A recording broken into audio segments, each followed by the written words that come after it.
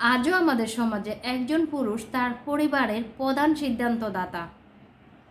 একজন পুরুষের সুন্দর চেহারা এবং তার অর্থের চেয়ে নারীকে বহু গুণে আকর্ষিত করে তার সুন্দর ব্যক্তিত্ব।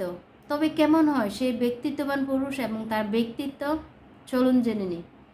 একজন ব্যক্তিত্ববান পুরুষ কখনো নারীকে অসম্মান দিয়ে কথা বলে না, তারা সবসময় নারীকে সম্মান দিয়ে কথা বলে।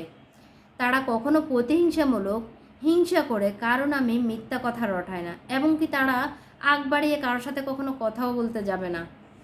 একজন ব্যক্তিত্ববান পুরুষ জানে নিজেকে কীভাবে জীবনে সামলে নিতে হয়। জীবনের কোনো ঝড়ঝাপটাই তাদেরকে টলাতে পারে না। এমনকি প্রচণ্ড ঝগড়ার সময়ও কিন্তু তারা কখনো নিজের উপর নিয়ন্ত্রণ হারায় না। তারা কখনো যেখানে সেখানে মাতাব্বরি করতে যায় না। যেখানে যতটুকু প্রয়োজন ঠিক ততটুকুই বলবে, এর চেয়ে বেশি বলবে না। তারা কখনো কাউকে মিথ্যা বলে না, সত্যটা যতই কটু হোক না কেন। তারা সবসময় কথা রাখার চেষ্টা করে।